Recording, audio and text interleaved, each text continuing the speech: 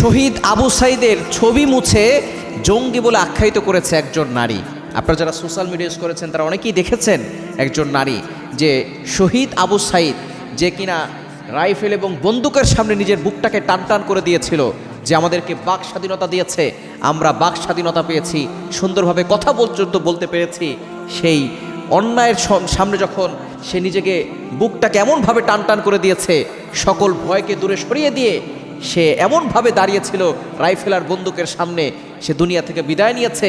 মানুষ তার জন্য কান্না করেছে, তার জন্য মানুষ দোয়া করেছে। হাজার হাজার মানুষ যাকে অন্তরে পোষণ করেছে, হাজার হাজার মানুষ তাকে ভালোবেসেছে, তার জন্য দোয়া করেছে। সেই ছবিগুলো মুছে দিচ্ছে এবং তাকে জঙ্গি বলে আখ্যায়িত করছে। জঙ্গি কারা? যারা বুকটাকে পেতে দেয় রাইফেলের সামনে, তারা কি কখনো জঙ্গি হয়? যারা রাইফেল দিয়ে বন্দুক দিয়ে দুনিয়া থেকে মানুষকে বিদায় করে দেয়, তারাই কিন্তু জঙ্গি হয়। কিন্তু এখন অনেকেই ষড়যন্ত্র করছে, তারা অনেকেই ক্ষমতার পাওয়ার দেখাচ্ছে। মনে রাখবেন, ক্ষমতা কিন্তু চিরস্থায়ী নয়। আল্লাহ পাক রব্বুল আলামিন অনেক বড় বড় ক্ষমতাধরকে শেষ করে দিয়েছে, মাটির সাথে তলিয়ে দিয়েছে। ফিরআউন আর নমরুদ শেষ হয়ে গিয়েছে, তাদের ক্ষমতা কিন্তু এখন নাই। আল্লাহ সূরা আলে ইমরানের 26 নম্বর আয়াতে বলেন, কুলিল্লাহুম্মা মালিকাল মুলকি তুতিল মুলকা মান তাশা ওয়া তানজিউল মুলকা মিম্মান তাশা ওয়া তুইজ্জু মান তাশা ওয়া তুযিল্লু মান তাশা বিয়াদিকাল খাইর ইন্নাকা আলা কুল্লি শাইইন কাদির। ক্ষমতা দেওয়ার মালিক হচ্ছেন আল্লাহ, সম্মান দেওয়ার মালিক হচ্ছেন আল্লাহ, আবার ক্ষমতা থেকে নামানোর মালিক হচ্ছেন আল্লাহ, ক্ষমতা ছিনিয়ে নেওয়ার মালিক হচ্ছেন আল্লাহ। এজন্য অবশ্যই ওই আল্লাহকে ভয় করতে হবে।